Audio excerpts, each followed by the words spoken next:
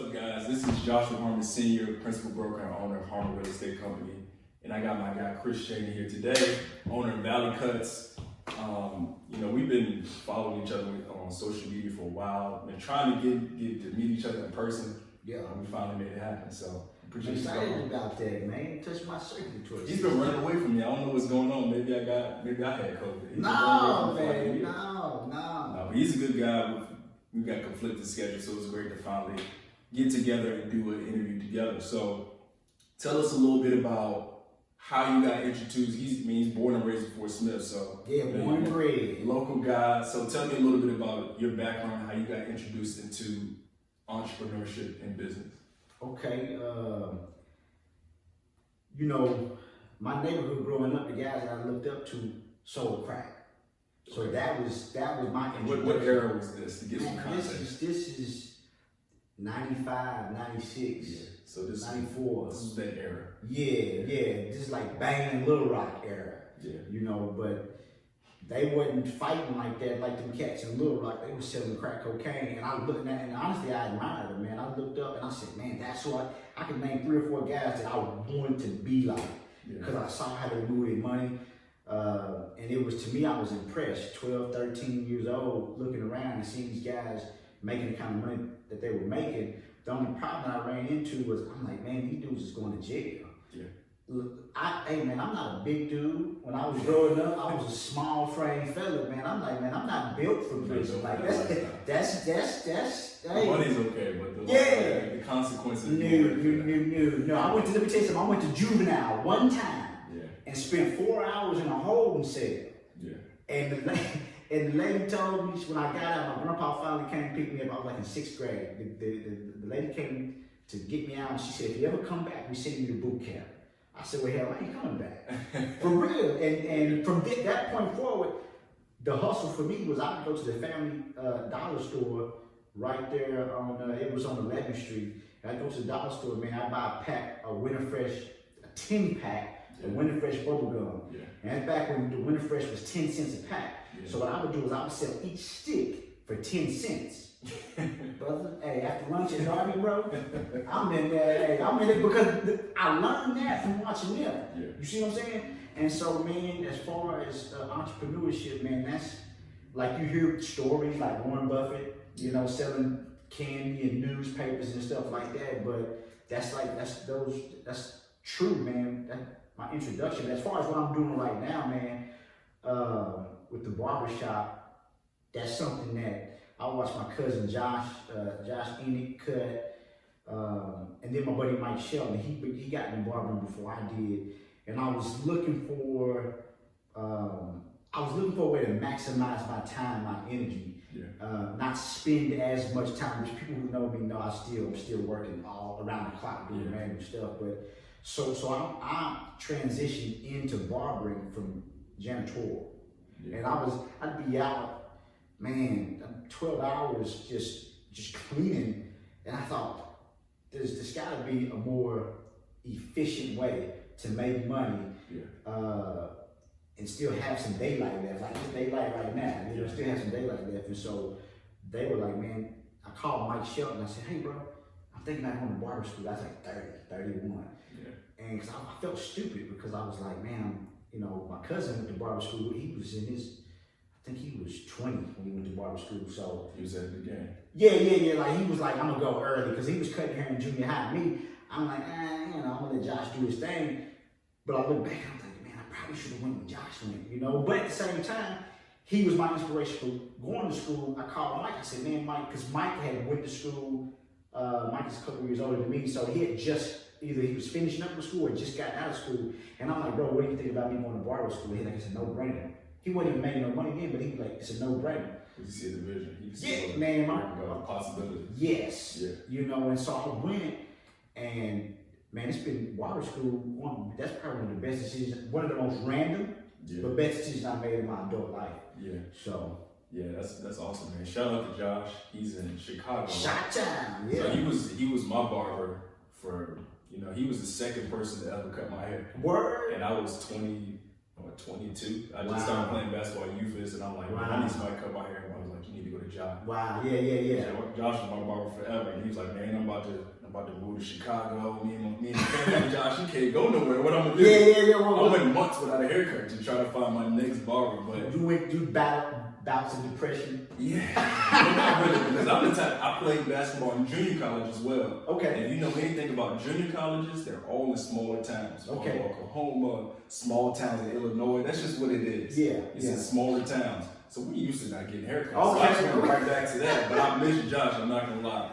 But you were talking about the janitorial service. You actually owned that janitorial service. Is that correct? So I worked for a janitorial company. Okay. And man, this guy, his name was Jerry. And Jerry's a good dude, man. So I worked for him probably about 4 or 5 years. But I stepped back and I said, man, this dude's got like 15, 20 employees. Most of them were part-time. I was one of the only full-time workers. And I'm sitting there and I said, man, this dude's getting that bread. Like for real, I was like, this dude's getting that bread. I know what I'm making. Yeah. You know what I mean? I said, I'm making this. He getting that bread. He's got to be making some kind of profit. Yeah. And I'm looking and I'm thinking, cleaning toilets is getting him this? Yeah. Okay. So little by little, man, I started to pick his brain and ask him questions about the industry. I'd ask him dumb questions because he didn't like dumb questions. Yeah. So he'd correct it. Like Chaney, you know better than that. Boom, boom, boom. Write it down. Yeah, take the notes, man. And so one day, I sent Jerry a text to request off one day. And Jerry told me if I ever sent him a text to request off, that he would fire me. If I ever sent him another text, they would fire me. So man, I started this janitorial company where I would go to work for Jerry, and then I would do my stuff after I get off work. Okay. You know what I mean? So I got put in a position, man, where I couldn't go to work on Friday. And I was cleaning this dope house, man. I had never seen a house like it. But I was cleaning this house for the Parade of Homes. And I said, dang, what I'm gonna make on this house, this one house, I made that in a week working for Jerry, but I made this in like 2 days. So I said, I'm just gonna step out of the water. So I sent him a text. I said, Jerry, listen, I know you told me next time that I text you to request off, you're gonna fire me. So I'm gonna take this opportunity to tell you I appreciate it. You knew to fire you. Yeah. I wasn't coming to work. I couldn't pass that money up. And it was a deadline. So I said, man, Jerry, I appreciate it. Everything you done for me, the opportunity you gave me. I learned a lot, but I got an opportunity that I cannot pass up. Your keys and shirts on your front porch. Yeah. I'll talk to you later. Yeah. But I think there's a lot of value in that. I think a lot of people force businesses. They force it. I see people talking on Club. We talk about Clubhouse, the new social media app, or Instagram or Facebook, about all of these brilliant ideas of businesses you could start. Yeah. By the time that comes out on social media, that's already out there in the universe, right? People are already doing that. That gap may already be filled. That need may already be filled. Yeah. What you did is, hey, look, I'm working at this janitorial service. I'm already doing sanitation. Yes. Let me figure out how I get a couple contracts while I'm here. Yeah. And it was just a natural progression. A lot of people are forcing businesses. All right, somebody talked about real estate. Well, let me go do real estate now. It's not natural. It's not something that you said something earlier about, I like how you phrased it. I'm going to steal it and take it back to the barbershop where you was like, what skill? Vertical integration. Vertical integration. I was like, I like that. Vertical integration. I don't think I've heard that phrase. But that's something that I tell them at the barbershop. Man, listen, if you go cut hair, it makes sense that if you want to add it within. Yeah, add a service within your scope of work already. Yeah, and I didn't know, man. Vertical integration. Yeah, so if you're a barber, and I'm gonna cut hair. Yeah. I'm also going to do straight edging of beards. I'm gonna also do eyebrows, because man, you need the eyebrows done too. Vertical integration. If you're in real estate, curl sponges. Exactly. In the shop. Yeah. Exactly. So as real estate, I'm gonna be a real estate broker. I'm also gonna have property management. Yes. I'm also gonna do these several different things instead of forcing another business over here. Right. In our case, let me tell you something. In our case, my buddy Mike would always tell me I'm doing too much because I got janitorial and I got being a barber. Yeah. So in our case, 10th Street is trash when it comes to the rain. Downtown floods all the time. Yeah. And so when you get a good rain downtown and it's gonna flood. So for us, it benefited me being a janitor because I got all the equipment. Mm-hmm. So if water gets into the shop due to the drainage system being trashed downtown, I got equipment to get it up we keep it rolling. I don't have to worry about closing for any long amount of time. And I don't have to worry about calling somebody else, you know, to do it because they got all the equipment to do it. So that piece kind of worked together. I tell people that God had me to be a janitor so I could be a barber, given where I'm at, you know, my location. So no, that's awesome, man. You also are an instructor at a barber school, so you're talking to a lot of you giving back to the industry that proved you. I mean, the way you phrase it, basically saved your life and gave you an opportunity. Yes, it was, man. Listen, Mike will tell you the same thing. You know, we coming from where we come from, all you hear is work, work, work. But you know this, and this almost goes without saying, but there's no way to build financial freedom through work. Yeah. Just work alone. There's a lot of hard workers still living check to check. Yeah. You see what I'm saying? And so I got the opportunity, being a barber instructor, to go in from day one and say, okay, a new student started today. And from day one, I gave him a sheet that said 8 sources of income. Boom, let me introduce you to this thought right now, because you don't need to wait till your hands go out before you retire. Yeah. You know, you're 20 in this industry with the right grind, the right investments, you retire at 30. Yeah. You know, because there are guys making 6 figures from behind the chair. I'm not the guy who says stand behind the chair all day to make 6 figures. I'm saying do 50,000, live on 20,000, and reinvest at 30,000.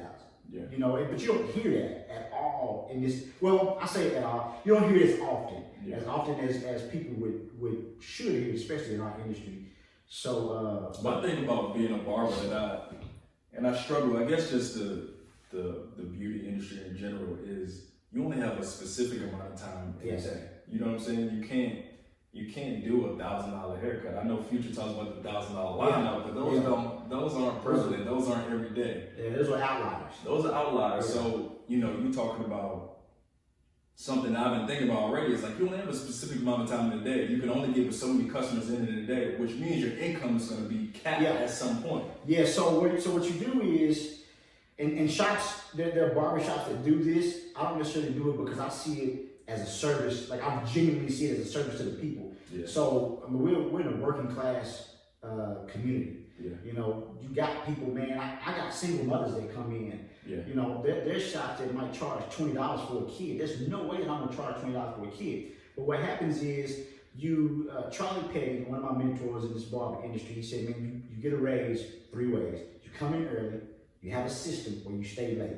All right. Now, if you do all 3, you can really make you some bread. My issue with that is at some point you drive yourself, you know, and it's like, so now as I chop it up with some of my other mentors, what I realize is, okay, this is what we do. We say, we work as much as we can, because you're gonna grind. You got to do the hard work. You can't escape hard work. Yeah. Hard work just doesn't get you financial freedom. Yeah. So you do the hard work up front, but then you do the hard work of learning.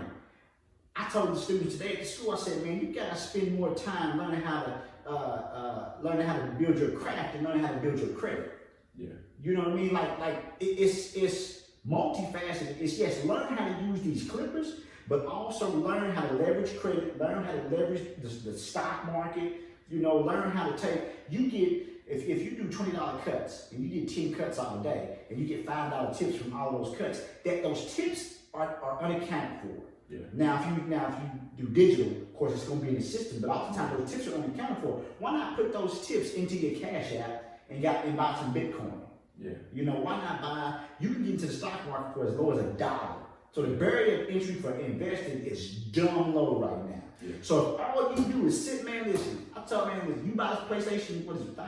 I ain't played video. PS5. I don't play video games, so I was like 10 or 12. Bro, I was like 13 last time I played, like really played a video game. So I'm like, you buy a PS5? Fine. Buy Sony stock when you buy a PS5. Yeah. You know, and so these are things that Mike and I talk about all the time as it relates to being in this barber industry, because you're right, bro. There's only 24 hours in a day. All right? Everybody got the same 24 hours. You work 8 to 10, you sleep 8, and you still have some time somewhere in there. You say, I don't have time. You still have time. You're wasting time with something. Crazy, right? So why not pick that book up? Yeah. You don't know a way to find out if you're wasting time. So a lot of us have Apple iPhones. Yes. Right? So if you swipe all the way to the left, you have a screen time widget on there now that tells you what your screen time. I don't need that negativity in my life. Man, so I've had to put limits on social media and things like that. So my Instagram limit is like 20 minutes. Now I have a 5-minute limit. Yeah. If I go over 5 minutes, it's strictly because I posted that day. And I can interact back with people. Yeah. But Facebook is probably about an hour because I post more on Facebook. I got 4 different Facebook pages. Yeah. So if you really want to know what you're spending your time on, swipe all the way over and find out what your screen time. It tells you what your screen time is spent on specific apps. Now, I be on there, man, like, because I do a lot of advertising. Spend a lot of money with Facebook via the shop advertising. So, but you're right, you get lost in the sauce, man. Yeah. So for you mentioned having a lot of mentors. When did you feel that it was a good idea to invest more of your time or your dollars at some point, depending on what industry you're in, into mentors? Because me personally, I tell people all the time, I don't have any. Man, my mentors are in books. That's what, and I was getting ready to say. Yeah. Like for me, it's one of those deals where I don't believe in reinventing the wheel. Yeah. To me, that's a waste of time. I'm thinking in terms of efficient. So if this guy has spent the last 30 years doing something, well, man, I'll be dumb as hell not to say, hey, man, can I? I got 3 main mentors, right? And I've told all 3 of them. Only way you're gonna get rid of me is a no contact order. Because I'm there. I'm on your hip. Yeah. I'm learning. Yeah. You know what I mean? And then my vicarious mentors, like Richard Branson, he don't know, but when I'm reading the Virgin Way, you know what I mean? I'm like, okay, bet, because again, you get a guy. This is why books are so important to me, man, because it takes this person 30, 40 years of their life to learn these principles. They put it in a book that you can read in a weekend, bro. That's time travel. Yeah. You know what I mean? That's speeding up time. Like who has the time these days? Yeah. You got a family, you trying to do this stuff. Man, I got time to be sitting there trying to figure stuff out. Yeah. When you can connect with somebody that has it, they can say, hey man, listen, all right, when you go down the street and turn left, there's a huge pothole, so go off to the side just a little bit so you'll miss that pothole, and then when you go around the corner, it's a real steep, so you know what I mean? They can tell you everything. But it's in the book, so nobody will ever find it. Come on, man. So for me and my wife, Hannah, we had a conversation. She was like, who would you, because I see a lot of famous people in the airports. Yeah. Play college basketball, I'm flying everywhere. Yeah. And I've seen all kind of rappers, athletes, all that kind of stuff. She's like, who would you fan out of? Because I see this person, you making jokes about me. I'm like, you'd be shocked. The people I would fan out over, you have no clue who they are. Yeah. They're just, real estate developers. They're 60, 70 years old. Those are the people, or Jay-Z. That's it. The rest of them are just normal people. Man, let me tell you something. Crazy. So I was in Dallas one year for the All-Star weekend, all right? And I was a little pissed because I didn't even get dressed. What I was gonna wear that Saturday was, I had it earned and it was hanging up. And I was with a friend, and my friend, she was cool with Kanye West. Well, she's still cool with Kanye West. And so Kanye got family down there. Anyway, I ended up, we left the hotel, her, at the time, her boyfriend, Kanye's nephew, and we went thrift shopping, And I'm sitting here looking at my clock like, when we went back to the room, they like, no, we're not going back to the room. We going straight to the rest of All-Star weekend when we leave thrift store. I'm you dress. Bro, I'm pissed. Yeah. I got this white t-shirt on because that's what I was going to wear under the button up. Yeah. Man, I was terrible. So I'm sitting at the W, okay? Because Bun B and Wale, at that time, I think Wale had just came out. I didn't know who Wale was. Yeah. And Bun B and Wale, they were at the Jordan store. He had a pop-up store down the street from the W. And I had just left the Jordan store and I was pissed because I was trying to enjoy my weekend, right? Yeah. So I'm sitting there, and this chick was from New Orleans. And she's a nice looking chick, and we were talking, but it wasn't like, I wasn't trying to match to her or nothing like that, you know what I'm saying? Because she was mad too, so we was just mad. And I was telling her how mad I was, and she was telling me how mad she was. And bro, DJ Quick, see, you probably don't know who DJ Quick is. Hey, look, DJ Quick walks by. Bro, you talking about, hey, I grouped it up. I was like, But yeah, I mean, we all have those people we would fan out of. But the people I would fan out of are people that I read up on, like Donahue Peoples. He's the wealthiest African American real estate developer in the United States. Those are the type of people I would fan out of. Yeah. So it's just kind of weird. But where do you see things going for you and your business ventures in the future? And, kind of where would you like to see yourself, I guess, in the next 5 to 10 years within business? Oh, man, at the end game, I said this is going to be real random. I don't need you to judge me, Josh, when I say this. So when I retire, my game plan is to be retired by 42. Okay, it's a random number, but it's based on my 2-year, 5-year, 10-year goals. Gotcha. And then once I hit the 2-year, I start to reevaluate the 5-year and adjust 2, 5, 10. Yeah. So 42 was like it's like the end of my current 10-year goal, which was adjusted this whole thought process. But when I retire, bro, outside of being an investor, because that's the lane that I'm going in, I'm gonna be a part-time inventor, bro. Okay, what do you want to invent? I can't tell you without non-disclosure. I got inventions, bro. I tell you all the time, you want to be like filthy rich, like millionaire, hundreds of millions. You have to either invent something or develop. Man, listen, I'm gonna be a part-time inventor. Yeah, you can't buy till a billion. You can't do that. You run out of money, but you can invent something and it just goes through the roof. I listened to this book called One Simple Idea, and it basically shows you how to make a product better and get royalties off of it. Okay. So that's why I would sit up and be like, man, that tripod. Yeah. If they added this, and then I go to the company and say with a provisional patent and say, hey man, listen, you add this, boom, let me get 20 cents a tripod after you. What if you do it? You said it here first, man. Man, come on.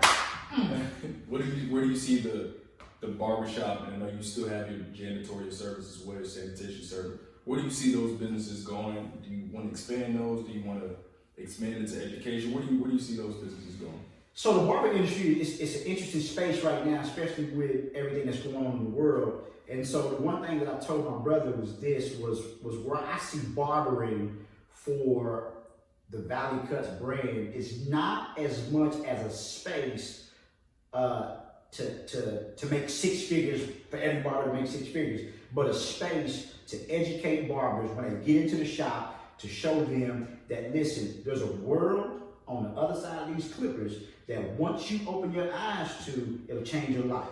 All right. So basically using barbering as an incubator. Yeah. So I would open up multiple shops, but I only open up multiple shops as a means of creating multiple spaces to incubate these barbers. That's awesome, man. Yeah. So I think that's cool because nothing of what you said was coming from a selfish standpoint. Is that I want to have all these barbers. I need 100 barbers so I can make this my booth. Nah. It was I want to have these different spaces so I can reach more people, teach them the industry that changed my life. Yeah. And then they can create their Valley Cuts. That's right. I tell them not a Valley Cuts, but they're all. Yeah, they're all. And I tell them, man, I don't want to see you in 10 years. Yeah. You know what I mean? Not that hey, 10 years down the line it's gonna be good to see you, but what I'm saying is I don't know of barbers retiring before their hands give out. Most of the time you hear about, and why?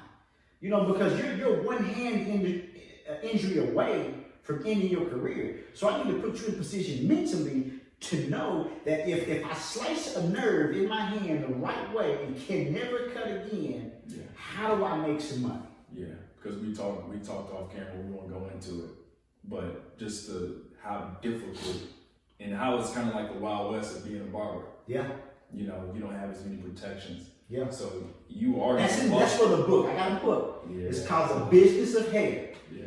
So all of those protections is in that book. It's on Amazon, baby. It's on Amazon. That's awesome. You're the author too, but that's awesome. But I appreciate you coming on, man. Man, I appreciate you. I wish we had another 15, 20 minutes, but maybe we'll do a different interview. Hey, listen, this is what we gotta do. We need to, whenever you air this, when it airs, if y'all want to see a different interview, let him know. Or we'll do a live stream or something so we can debate more. Yes. Hey, listen. Look, hey, man, see, I just had a bunch of ideas pop in my mind, so I ain't. We gotta save them for the next one. But I appreciate you guys coming on, Chris Chaney. If you guys want to get a nice quality haircut, Valley Cuts. He may not know this, and I saved it for the end of the interview. Okay. My son, who was turning 4 years old in a few months, got his first haircut at your barbershop. Is that right? Got his first haircut. Wow. So, okay. Oh, now did he get a first haircut certificate? no, he didn't. Ah, man. We didn't offer it. We didn't like tell y'all. Oh, okay. Because I was like, somebody's slacking. Yeah. Nah, okay. I don't think I said that. Hey, I want to get him a haircut, and yeah, that was it. Man, that's what's up, man. That's my circulatory system. No, I appreciate it, man. Yeah. So if you guys get in contact with him, Chris Chaney, you can Google Valley Cuts. How do they get in contact with you guys if you want to plug that in real quick? ValleyCutsFortSmith.com. Okay. Social media, the Chris Chaney, Instagram, Twitter, Clubhouse. This, I don't know how long Clubhouse is going to hang around. And they're going to be here. Man, let me tell you something. They just did a $100 million valuation round, raising some money. So how much is Instagram worth? Man, Instagram, Facebook owns Instagram. All right, so that should tell you something. That's a whole nother conversation. I appreciate you guys tuning in. We'll see you guys next time. Status